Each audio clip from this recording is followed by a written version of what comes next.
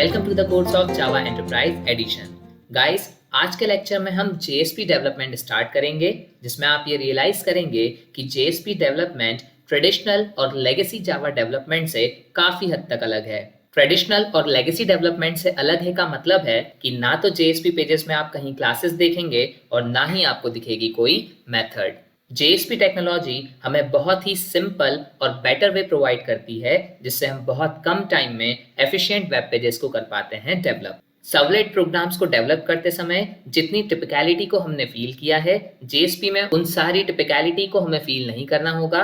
ये वाकई बहुत इजी टेक्निक है वेब पेजेस को डेवलप करने की कंपैरेटिवली सर्वलेट्स के। तो इस बात को समझने के लिए कि JSP डेवलपमेंट सर्वलेट डेवलपमेंट से इजी कैसे है, हम इन दोनों के डेवलपमेंट्स को कर लेते हैं कंपेयर। आप JSP डेवलपमेंट जानते तो नहीं हैं, लेकिन आप सर्वलेट डेवलपमेंट को जानते हैं, तो जो स्टेप्स हम सर्वलेट डेवलपमेंट में लेते हैं उसे कंपेयर कीजिएगा कि क्या वही स्टेप्स हमें JSP में लेने पड़ेंगे या उससे कुछ इजी स्टेप्स हमें ये टेक्नोलॉजी प्रोवाइड करेगी। तो चलिए कंपेयर करते हैं हम सर्वलेट डेवलपमेंट को JSP डेवलपमेंट के साथ में।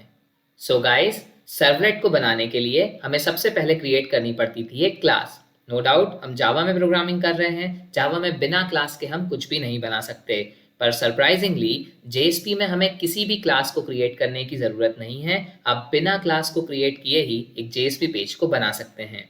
सेकेंड स्टेप में हम बनाई गई क्लास में इनहेरिट कर लेते थे HTTP सर्वलेट क्लास को, जिसके बाद ही हमारी क्लास एक सर्वलेट क्लास बन पाती थी। पर JSP डेवलपमेंट में आपको किसी भी क्लास को इनहेरिट करने की जरूरत नहीं है, ना ही कोई क्लास बनानी है, ना ही किसी क्लास को करना है इनहेरिट। सर्वलेट डेवलपमेंट के तीसरे फेज में हम एक मेथड को करते थे override. It might be do get, do post, do put, do head, do delete, या जिस तरह की भी रिक्वेस्ट आपके सर्वलेट तक पहुंचती थी उसके करस्पॉन्डिंग हम एक मेथड को कर लेते थे ओवरराइड। सरप्राइजिंगली JSP में हमें किसी भी मेथड को ओवरराइड करने की जरूरत नहीं है। सर्वलेट डेवलपमेंट के फोर्थ स्टेप में हम बनाए गए सर्वलेट को सेव करते थे और उसे करते थे कंपाइल। पर JSP पेज को हमें कंपाइल करने की भी जरूरत नहीं है, ये ऑटोमेटिक कंपाइल होता है। एक प्रोग्रामर को इसे कंपाइल करने की जरूरत नहीं पड़ती। फिफ्थ स्टेप में हमारा जो बाइट कोड बनता था या जो डॉट क्लास फाइल बनती थी, उसे हम एक स्पेसिफिक लोकेशन पर कर देते थे डिप्लॉय। JSP पेज में भी ये स्टेप सिमिलर है। आपको इसे कंपाइल तो नहीं करना, पर JSP पेज का सोर्स कोड जो आपने बनाया है वो एज इट इज आपको सेव कर देना है एक स्पेसिफिक लोकेशन पर, जो मैं आपको बाद में बताऊंगा जब हम JSP पेज को करेंगे डेवलप। इसके बाद सर्वलेट पेज को बिना web.xml फाइल के हम एग्जीक्यूट नहीं कर सकते थे। हर सर्वलेट के साथ एक web.xml फाइल का एसोसिएट होना बहुत जरूरी था, जिसके थ्रू ही रिक्वेस्ट पहुंचती थी हमारे सर्वलेट तक। या तो आप web.xml फाइल यूज करें या आप एनोटेशंस को यूज करें, इन दो में से किसी एक को यूज करके ही आप आपके सर्वलेट को कर सकते थे रिक्वेस्ट। पर JSP पेज में हमें इस web.xml फाइल की भी कोई जरूरत नहीं है और ना ही हमें कोई स्पेसिफिक एनोटेशन को करना है यूज। अब जब भी आप सर्वलेट कोड को मैनिपुलेट करते थे, आपको जरूरत पड़ती थी उसे रिकम्पाइल करने की और वापस रीडिप्लॉय करने की। पर JSP पेज में क्योंकि उसका कंपाइलेशन ही नहीं होता, इसलिए आप अगर उसमें कोई मैनिपुलेशन करें तो उसे कंपाइल करने की कोई जरूरत नहीं है, बस उसे वापस कर दीजिए लोकेशन पर save. And the last point, जब भी हम हमारे सर्वलेट को मैनिपुलेट करते थे, हमें हमारे सर्वर को करना होता था रीस्टार्ट। बिना सर्वर को रीस्टार्ट करे सर्वर मैनिपुलेटेड सर्वलेट को सेंस नहीं करता था, या ये कह लीजिए जो नई कॉपी आपने वहां पर पेस्ट की है उसे वो सेंस नहीं करता था। पर JSP पेज के साथ ऐसा कोई प्रॉब्लम नहीं है।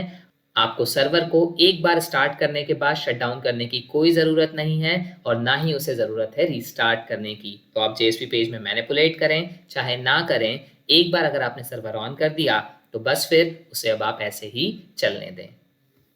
So this is the basic comparison between the servlet development and the JSP development, जिसके बाद आपने रियलाइज किया होगा कि काफ़ी हद तक JSP डेवलपमेंट ने आपके डेवलपमेंट की टिपिकलिटी को कर दिया है रिड्यूस। यहाँ पर बहुत सारी चीज़ें हमें कंपल्सरीली करनी होती थी जो एक तरीके का हेक्टिक थी, उन सारी ही एक्टिविटीज को JSP पेज डेवलपमेंट ने कर दिया है डिस्कार्ड, और बिना इन कम्बरसम टास्क के JSP पेज अपने आप में बन गया है एक ईजी डेवलपमेंट टेक्निक। चलिए अब सर्वलेट डेवलपमेंट की एक टर्म को और समझिएगा।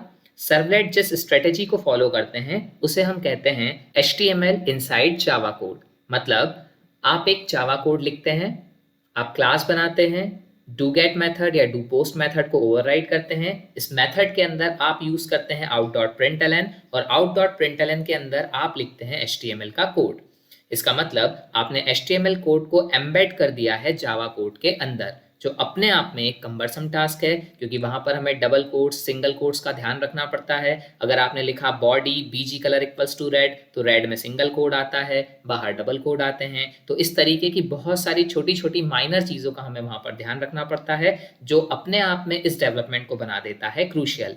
पर इसी की जस्ट अपोजिट स्ट्रेटेजी को फॉलो करता है JSP, और JSP डेवलपमेंट स्ट्रेटेजी को हम कहते हैं जावा इनसाइड द HTML कोड। इसका मतलब एक और जहां सर्वलेट में हमने HTML कोड को जावा में एम्बेड किया था, अब JSP पेज में हम जावा कोड को एम्बेड करेंगे HTML कोड के अंदर। चलिए तो JSP पेज के एक बेसिक स्केलेटन को देखते हैं। ये रहा आपका बेसिक JSP पेज का स्केलेटन, जिसमें आपने जावा कोड को इस बॉडी पोर्शन के अंदर कर दिया है एम्बेड। तो इसकी शुरुआत हुई है HTML, हेड, टाइटल, हेड की क्लोजिंग, बॉडी, बॉडी की क्लोजिंग और HTML, और हमने जावा कोड को एम्बेड कर दिया है with in this body portion. इसलिए हमने इस स्ट्रेटेजी को कहा जावा इनसाइड HTML, और अगर यही सर्वलेट होता तो इसे हम कहते HTML इनसाइड जावा। इस पेज के बन जाने के बाद इस पेज को आप सेव कीजिएगा विद द एक्सटेंशन .jsp, तभी ये पेज JSP पेज कहलाएगा। अगर आपने इसे .html एक्सटेंशन दे दिया तो फिर ये बन जाएगा HTML पेज। तो इस पेज को एक JSP पेज बनाने के लिए इसे सेव कीजिए विद द एक्सटेंशन .jsp। चलिए अब हम समझते हैं कि यहाँ पर हम जावा कोड को किस तरीके से कर सकते हैं प्लेस। तो यहाँ पर जावा कोड को प्लेस करने के लिए जावा वालों ने हमें 3 टैग्स प्रोवाइड किए हुए हैं। उन 3 टैग्स की हेल्प से हम इस HTML पेज के अंदर इस पर्टिकुलर पोर्शन पर हमारे जावा कोड को कर सकते हैं एम्बेड। और वो 3 टैग्स हैं declarative tag, scriptlet tag and expression tag. चलिए तो उन टैग्स का एक इंट्रो ले लेते हैं। सो गाइस, ये हैं वो 3 tag, declarative, scriptlet and expression tag.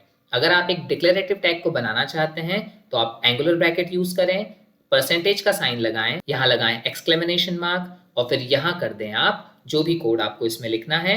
इसके बाद इसे कर दें close with the help of percentage symbol and the angular bracket.